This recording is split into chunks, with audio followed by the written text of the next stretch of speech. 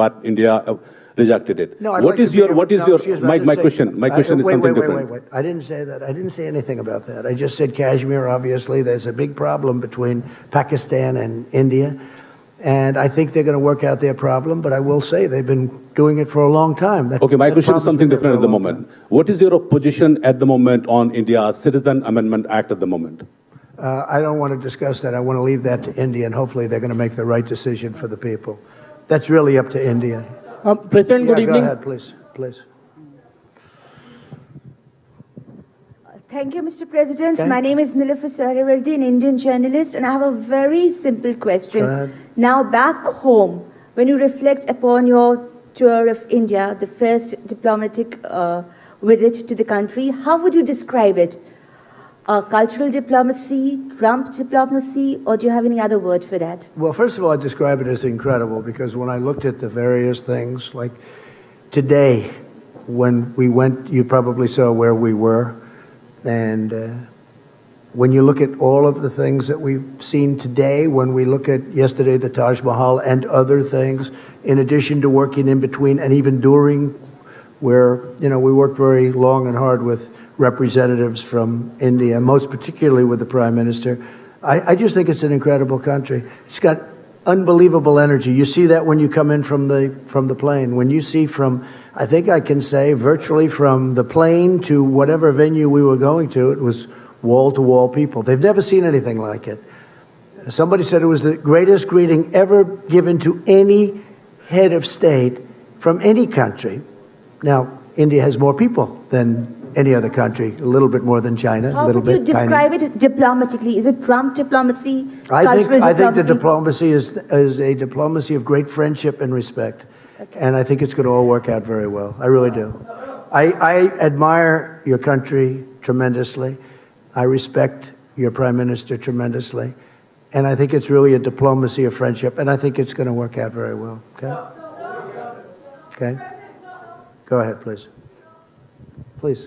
Go ahead. Right next to Steve. Thank you, Mr. President. As you know, the Chinese government recently ejected several Wall Street Journal reporters. What is your administration considering to do in retaliation to that move? Are you considering banning or restricting the access Chinese journalists, for example, have to the United States? So I haven't really been given a full briefing on that. We're going to look at it. We will look at it. It's something that I don't like to see. I don't think it's fair because we give very good access. Maybe some people would say we give too good. I don't believe in that. I think we give very good access, so I don't think it's fair. But we'll have a decision made on that relatively soon. Okay? Thank you. Good question. Please, go ahead. Go ahead. Go ahead. Yeah, you have a policy toward Venezuela. So will you allow Indian companies to continue to buy Venezuelan oil from third parties, especially when you have sanctions? Well, you'll be seeing something on that in the not-too-distant future. Yeah. So there could be more stringent sanctions against Venezuela? There could be very serious sanctions. Or against the Indian companies continuing to buy What's happening Venezuela? in Venezuela is so sad. People are starving. Here's a case where a country was wealthy 15 years ago and very wealthy 20 years ago. Very, very wealthy. The wealthiest in all of Latin South America. The wealthiest. And by far, not even a contest. And when you look today, they don't have water, they don't have basic food, they have no medicine. It's incredible what's happened in Venezuela. No, we're watching Venezuela very closely. We don't like it. We don't like it. Not at all. Okay? The sanctions will be against the Venezuelan entities or the Indian companies who are continuing to buy the Venezuelan oil. You're going to see in a little while. You're asking a question right in the middle of us doing something. Go ahead, please.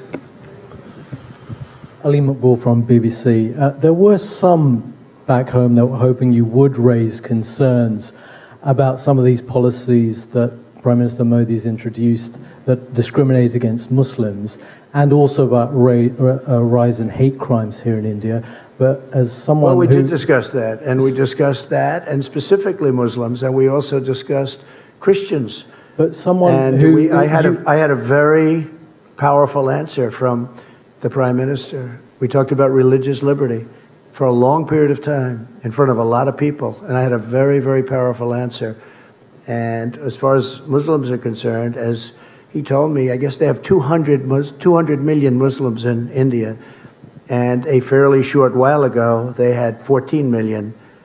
And he said that they're working very closely with the Muslim community. But sir, you yourself have been criticized for policies that have discriminated against Muslims, like the travel ban. There's also been a rise in hate crimes over the last couple of years in the US. So are you in a position to talk to him about those subjects? Yeah, I won the travel ban, as you probably know. A lot of people said I lost it. No, I won the travel ban, and we use the travel ban where we think there's, not based on religion, but where we think there's going to be trouble, where we're looking at certain countries. As you know, we added a few countries onto it. But we won the travel ban, and we won it in the Supreme Court.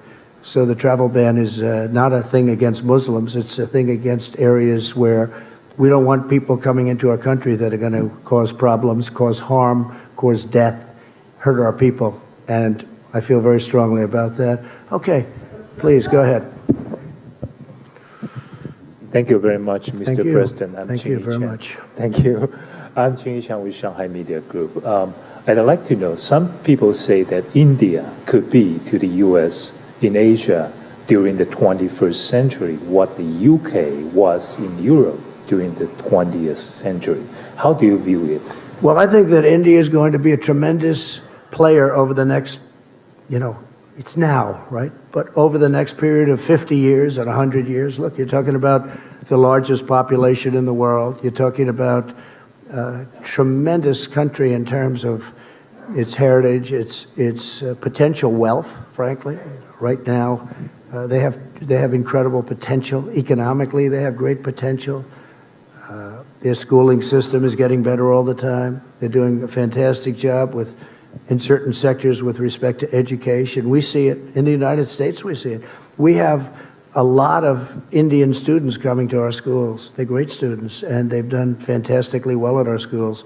But we have, thousands and thousands of people coming from India coming to our colleges in particular, schools, but our colleges in particular. No, India's got a phenomenal future. I mean, you can rarely think of a place that has a better future than India, and highly respected, especially with leadership like Prime Minister, right? Modi. Yeah. Go ahead. Pick one. Go ahead. Sir, Ritu Parna from CNBC TV 18 India. American companies have been investing in India for a long, long time. Are you satisfied with the Indian investment regime, especially on issues like multi-brand retail and e-commerce, on which companies from US have a lot of interest in?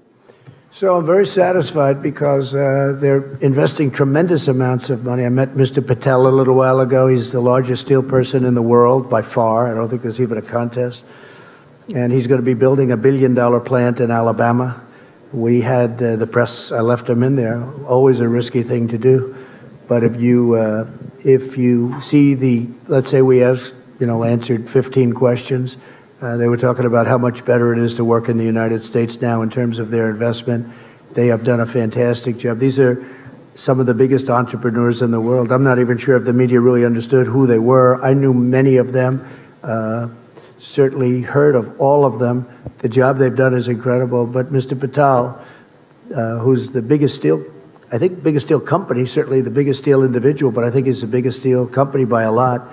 He's investing billions of dollars in the United States, and he's only doing it because of what I've done to bring back the steel industry. The steel industry was dead, absolutely dead in the United States, and now it's a vibrant industry. It's incredible, and we need it. Again, we need it for defense. It's not just like certain industries that you don't need. We need it for defense. But he was glowing, and one of the reasons he's spending $1 billion in Alabama and more money in other places in the United States is because we brought it back.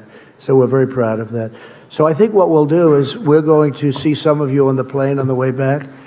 It's been an honor to be here. It's an incredible place with incredible leadership and an unbelievable future. And I just want to thank you all, and I'll see you back in the States, and I think some of you are on the plane, and we can talk a little bit on the plane too. Thank you very much, everybody. Thank you very much.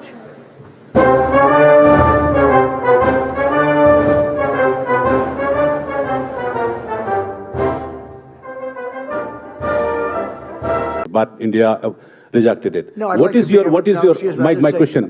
something different. Wait. I didn't say that. I didn't say anything about that. I just said Kashmir, obviously. There's a big problem between Pakistan and India. And I think they're going to work out their problem, but I will say they've been doing it for a long time. Okay, my that question is problem's something been there different for at the a long moment. time. What is your position at the moment on India's Citizen Amendment Act at the moment?